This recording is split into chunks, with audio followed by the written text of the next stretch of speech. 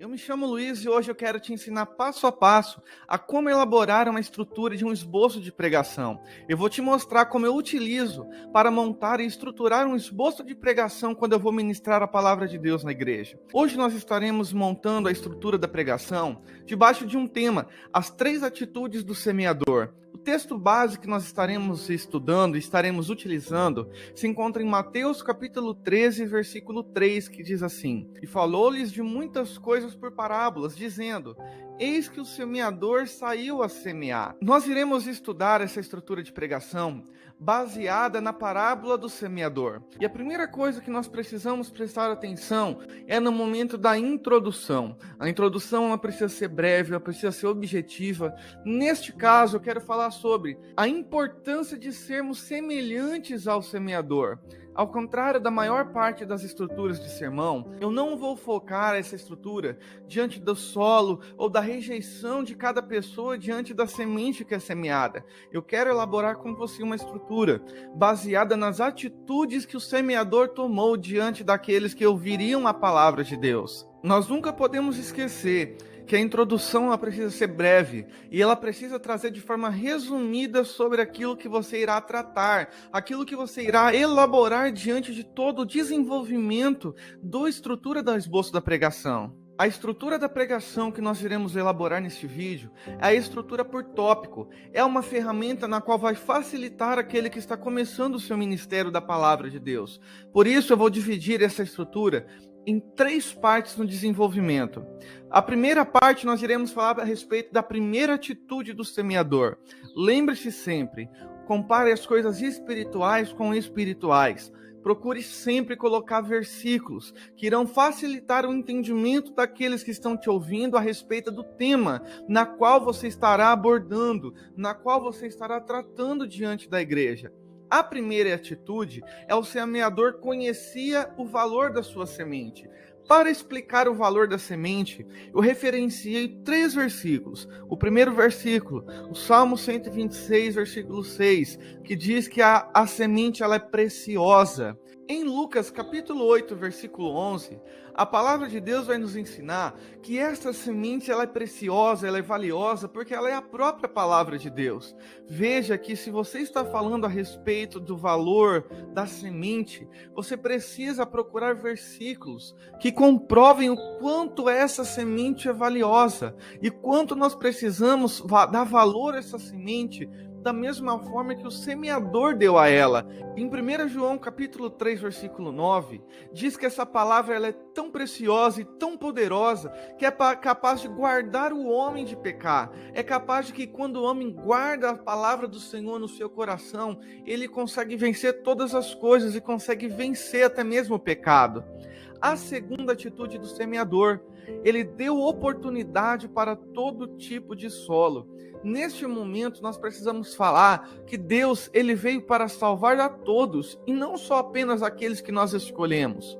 Nós precisamos falar da importância de que nós não podemos escolher a quem nós iremos evangelizar, a quem nós iremos dar uma palavra, a quem nós iremos dar apenas um versículo, porque nós não podemos julgar quem merece e quem não merece receber a palavra de Deus. O semeador, ele semeou a palavra, ele semeou a sua semente em todos os tipos de solo. E aqui eu referenciei 2 versículos bíblicos. O primeiro, 1 Timóteo 2,4, que diz que a vontade de Deus que todos os homens se salvem.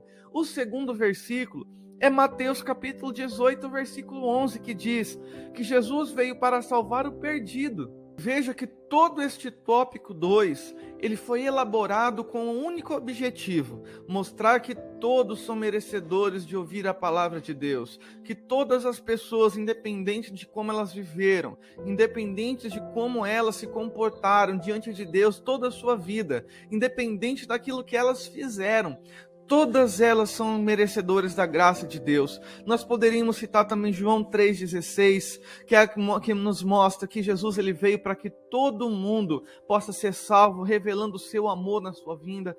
Veja que este tópico inteiramente foi elaborado para mostrar que a semente precisa ser semeada diante de todas as pessoas, independente da forma que elas viveram diante de Deus. O terceiro tópico e a terceira atitude do semeador é que ele persistiu até ver o fruto do seu trabalho. Neste tópico, nós podemos elaborar a respeito da importância de sermos perseverantes, a importância de não abandonarmos uma alma, a importância de termos sempre o objetivo de continuar levando a palavra de Deus, ainda que as pessoas rejeitem, porque haverá pessoas que irão rejeitar a palavra de Deus, mas há pessoas que também serão frutíferas, há pessoas que receberão de bom grado a palavra, mas que ao longo do caminhar, ao longo da sua caminhada com Deus, elas vão abandonar a fé. Mas isso não é motivo para que nós que somos semeadores venhamos abandonar o nosso chamado, venhamos abandonar o nosso ministério. Por isso, aqui eu coloquei um único versículo, Lucas capítulo 9, 62, que diz que quem tira a mão do arado não é apto para o reino de Deus. Nós precisamos trabalhar a importância de nós nunca deixarmos de semear. Neste tópico, eu coloquei também uma frase da importância de saber lidar com aquele que não frutificou. Nós precisamos tratar com as pessoas que estão nos ouvindo, que é normal muitas pessoas não frutificarem diante da semente na qual nós levamos até ela. E nós precisamos aprender a lidar com a frustração. Nós precisamos aprender a lidar também com a rejeição da palavra de Deus. Veja que toda essa estrutura de pregação nesse tópico é para mostrar a importância da persistência, de que quem olha para trás, de quem para o seu ministério, quem abandona o seu ministério, ele não está amadurecido diante da palavra de Deus. Ele não é apto para seguir o seu ministério e é necessário ser tratado, é necessário novamente aprender aquilo que Jesus espera dele. E quando nós acabamos a elaboração de todo o sermão, nós precisamos colocar uma conclusão. E neste caso, eu dividi a conclusão em dois passos muito importantes. A primeira parte, que Deus conta conosco para evangelizarmos, que isso não é uma obra apenas de obreiros, não é obra apenas de evangelistas, de pastores, mas que Deus espera que todos nós possamos evangelizar. Nós podemos citar aqui também Marcos capítulo 16, versículo 16. E o segundo ponto é que Deus espera de nós persistência com as almas. Nós não podemos abandonar as almas apenas por ela rejeitar a primeira vez. Muitos de nós, antes de nos entregarmos a Cristo, antes de servirmos a Jesus, também demos muito trabalho antes de aceitar a Jesus.